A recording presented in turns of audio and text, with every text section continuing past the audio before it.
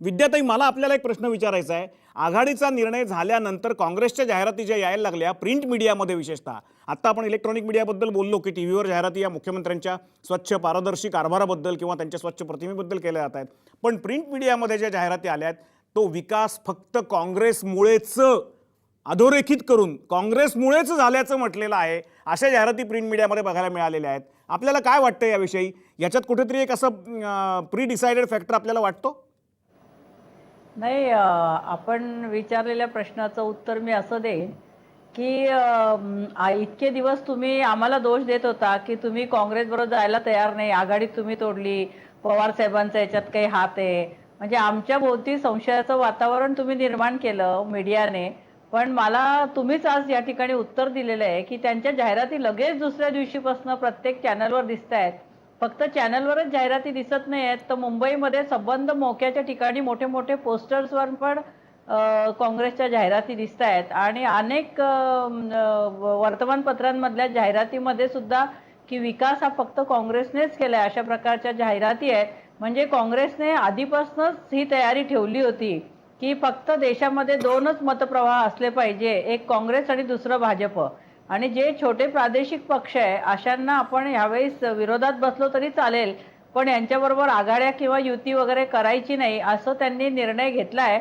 आणि त्या निर्णयामुळेच गेले 30-32 दिवस आम्हाला त्यांनी झुलवत ठेवलं आणि कुठल्याही प्रकारची मीटिंग आमच्या नेत्यांबरोबर किंवा आमच्याबरोबर करण्यास त्यांनी तयारी दाखवली नाही. परंतु ज्या दिवशी युती तुटली त्या दिवशी मात्र आमच्यावर आरोप केला की तुम्ही, काल राज ठाकरेंनी पण भाषणामध्ये त्याचा उल्लेख केला की पवार साहेबांचा फोन कोणाला तरी आला होता किंवा कुठल्या तरी नेत्याने पवार साहेबांना फोन केला आणि आता आम्ही पण अर्ध्या तासात युती तोडतोय. अशा प्रकारच्या अफवा पसरवण्याचं काम जे काही नेते मंडळी, काही पक्ष किंवा माध्यमं करतायत, त्यांना आता हे लक्षात येईल की या जाहिरातींवरनं आता हे दिसून येतं की काँग्रेसने याची आधीच तयारी केली होती की यावेळेस आपण वेगळं लढायचं आहे म्हणून.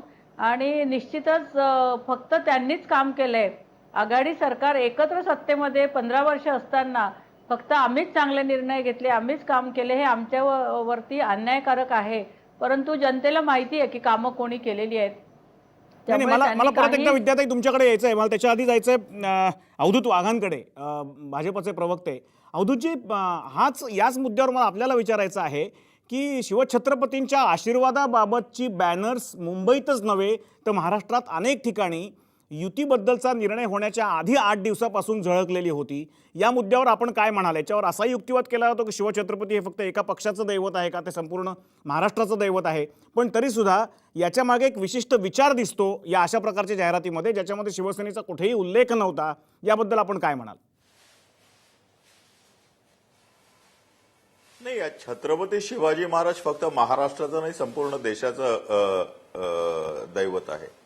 आणि त्यावर फक्त शिवसेनेचा किंवा भारतीय जनता पक्षाचाच नाही तर सर्व पक्षाचा, सर्व लोकांचा, सर्व जातीचा आणि सर्व धर्माचा तेवढाच अधिकार आहे. हे आजकाल नव्हतं, परंतु ज्यावेळी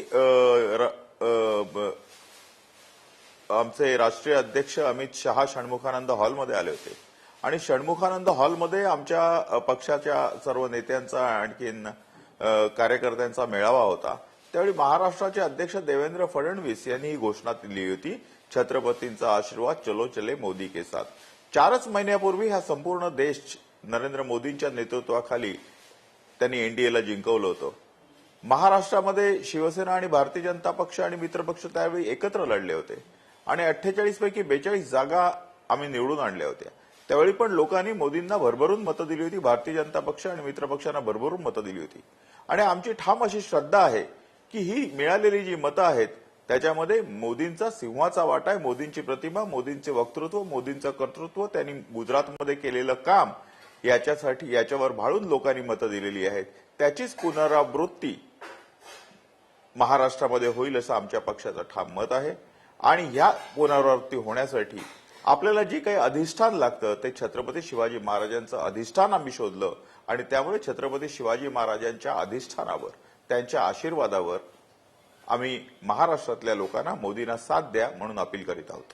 मला विजय नाहटांकडे यायचं आहे. शिवसेनेकडून निवडणूक लढवत आहेत नाहटासाहेब. तुमचं आत्तापर्यंत सगळं करिअर हे सनदी सेवेमध्ये गेलं. तुम्ही अगदी वेगळ्या अँगलमधनं निवडणुकांमध्ये यापूर्वी बघत असाल.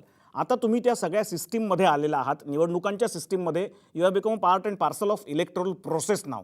म्हणजे इलेक्शनची प्रोसेस हँडल करणं वेगळं सरकारी अधिकारी म्हणून, आणि त्या इलेक्शनमध्ये कॅन्डिडेट म्हणून इलेक्शन लढवणं वेगळं. मला एक सांगा, या सगळ्या आजकालच्या मीडियाच्या सगळ्या अवतीभोवतीच्या प्रसारामध्ये, प्रचारामध्ये तुम्हाला काय वाटतं, शिवसेनेचा आत्ता नेमका कशावर भर राहणार आहे? वैयक्तिक संपर्कावर किंवा मोठ्या मोठ्या सभांवर उद्धवजींच्या किंवा इतर नेत्यांच्या, का मल्टीमीडियावर, कशावर भर राहणार आहे? असं एक विशिष्ट प्रकारे प्रचार करणं आजकाल कुणालाही शक्य नाही. सगळ्याच माध्यमांचा आपल्याला वापर करावा लागतो.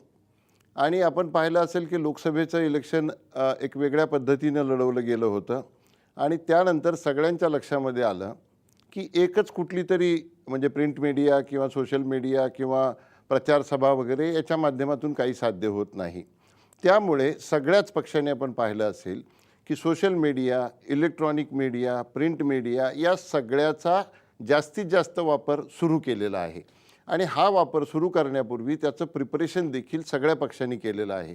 शिवसेनेमध्ये विशेषतः आमचे स्टार कॅम्पेनर जे आहेत ते आदरणीय पक्षप्रमुख उद्धवजी ठाकरे साहेब असतीलच, आणि त्यांनी देखील म्हणजे युती असताना देखील शिवसेनेचं व्हिजन महाराष्ट्राचं कसं असेल, डेव्हलपमेंटचं व्हिजन कशा प्रकारचं असेल, शिक्षणाच्या बाबतीमध्ये आमची काय भूमिका असेल, आरोग्याच्या बाबतीमध्ये काय भूमिका असेल, आणि रूटीन जे काम आहे त्याच्यापेक्षा थोडंसं ॲडव्हान्स पद्धतीने महाराष्ट्रामध्ये आपण नवीन बदल घडवूया अशा प्रकारचा एक विचार जो होता तो सुद्धा इलेक्ट्रॉनिक मीडियाच्या किंवा अन्य माध्यमातून लोकांच्या समोर आणलेला होता.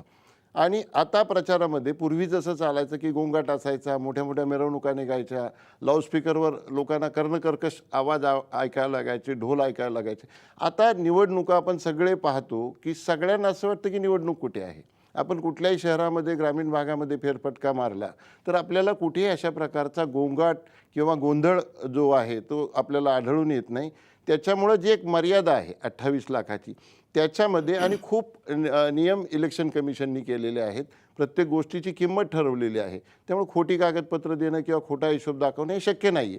त्यामुळं बरोबर, तुम्ही म्हणता की वातावरण बदलत चाललंय, त्याप्रमाणे तंत्रही बदलते आणि त्याचा वापरही मीडियाप्रमाणे होणार आहे. मला याचे प्रकाश पवारांकडे एक छोटीशी विश्रांती घ्यायची, पण त्याच्या आधी प्रकाश पवार तुम्हाला एक छोटा प्रश्न विचारायचा आहे की या सगळ्या आत्ता पक्ष बदलण्याच्या सुरू झालेल्या वावटळीमध्ये, बंडखोरी म्हणा किंवा पक्षांतर म्हणा, याच्यामध्ये मीडिया कव्हरेज आणि मीडियाचा वापर याचं जे प्लॅनिंग असतं ते कुठेतरी उद्ध्वस्त झालं असं तुम्हाला वाटतं का? त्याचं कारण आपण बघितलेलं आहे की प्रचाराचा करता अर्ज भरायला जाताना सुद्धा निवडणुकीचा काही माणसांनी मिरवणुकीतनं पळ काढून तिथनं आपले पक्ष बदलले किंवा दुसऱ्या पक्षाचे एव्ही फॉर्म घेतले आणि तिसऱ्याच पक्षाकडनं अर्ज भरला, असे प्रकार जिथे बघायला मिळत आहेत. तर तिथे कुठेतरी प्लॅनिंगच दिसत नाही आहे, किंवा जे प्लॅनिंग पक्षांनी केलं आहे ते कुठेतरी उद्ध्वस्त होऊन कोपऱ्यात पडतंय आणि प्रत्यक्षात काहीतरी वेगळंच होतंय. ही कुठेतरी सैरभैर अवस्था राजकीय पक्षांची झाली आहे, आणि निश्चितच मतदारांवर सुद्धा त्याचा परिणाम होणार या कन्फ्युजनचा, असं तुम्हाला वाटतं का? हा मुद्दा असा आहे की आघाडी मोडायची तर ती कधी मोडायची याच्याबद्दल ह्यांनी खूप वेळ लावला, आणि वेळ लावल्यानंतर मग पुन्हा प्रश्न क्रिएट झाला, तो म्हणजे उमेदवार कुठून शोधायचे. तर उमेदवार शोधत असताना त्यांना ऐन वेळेस उमेदवार शोधावे लागले. ऐन वेळेस उमेदवार शोधत असताना सुद्धा एक उमेदवार शोधलाय, दुसराही शोधला गेलाय, दोघांना सुद्धा फॉर्म दिले गेलेत, अशी परिस्थिती निर्माण झाली. याच्यामुळं मीडिया महत्वाचा की फॉर्म भरणं महत्वाचं, तर याच्यामध्ये वेळेला महत्व असल्यामुळे त्यांनी प्रथम दर्शनी फॉर्म भरायला पहिला प्रिफरन्स दिलेला दिसतो. तर याच्यामध्ये मला असं वाटत नाही की ते मीडियाच्या बद्दलचा काय प्रश्न उपस्थित झालेला आहे. परंतु दुसरा मुद्दा जो उपस्थित असा होतो याच्यानंतरचा, तो म्हणजे मीडिया हा अत्यंत महत्वाचाच असणार आहे. मीडिया एका अर्थाने या महत्वाचा असणार आहे की मीडिया आणि मार्केट ह्या दोन गोष्टी एकमेकाशी संलग्न आहेत, आणि मार्केटमधून आणि मीडियामधून दोन्ही बाजूने राजकारण क्रिएट केलं जात आहे, राजकारणाची निर्मिती केली जात आहे. आणि ही राजकारणाची निर्मिती 100% होत नसली तरी त्याचं प्रमाण 30%, 20% असं मोठ्या प्रमाणावरती आहे. आणि त्याच्यामुळे परिणाम असा आहे की नेतृत्वाला केवळ स्वतःच्या एखाद्या गोष्टीवरती अवलंबून राहता येत नाही, तर त्या मीडियावरती सुद्धा डिपेंड राहावं लागत आहे. आणि मीडिया म्हणजे केवळ दृश्य रूपात दिसणारा मीडिया नव्हे, तर त्याच्या व्यतिरिक्त सुद्धा सर्वे करून घेणं, त्याच्या व्यतिरिक्त सुद्धा सल्ला घेणं, लोकांच्या मार्फत स्वतःची इमेज बिल्डअप करणं, या सर्वच गोष्टी एका अर्थाने राजकीय पक्षांसाठी फार महत्त्वाच्या मानल्या जात आहेत. कारण त्यांच्या हे लक्षात आलेलं आहे की सध्या राजकारण हे नेत्यामध्ये घडत नाही, पक्षामध्ये घडत नाही, तर राजकारण घडणारी एक प्लेस मार्केट आहे आणि त्या मार्केट नावाच्या प्लेसला ते कॅप्चर करण्याचा प्रयत्न करणार आहेत. म्हणजे तुम्ही एक आता चांगला फॉर्म मुद्दा मांडलाय. मला पुढच्या मुद्द्याकडे यायचंय, तुमच्याकडे यायचंय परत येतं, पण त्याच्या आधी एक विश्रांती घ्यायची आहे आणि त्याच्यानंतर आपण बोलणार आहोत की या नक्की स्ट्रॅटेजीमध्ये राष्ट्रीय स्तरावरचे नेते किती उतरणार आहेत आणि रिजनल स्तरावरचे नेते किती गर्दी खेचू शकणार आहेत. कारण आपल्या महाराष्ट्रामधले फार थोडे नेते असे उरलेले आहेत की ज्यांना आपण रिअल क्राऊड पुलर्स किंवा ज्यांना आपण स्टार कॅम्पेनर्स म्हणू शकतो, असे नेते फार थोडे आहेत. तेव्हा नरेंद्र मोदी किती सभा घेतील, इथले नेते किती सभा घेऊन गर्दी खेचतील आणि त्याचं मतामध्ये किती रूपांतर होईल, या सगळ्या मुद्द्यावर आपल्याला बोलायचं आहे. पण त्याच्या आधी आपण परत एकदा घेऊयात एक छोटीशी विश्रांती.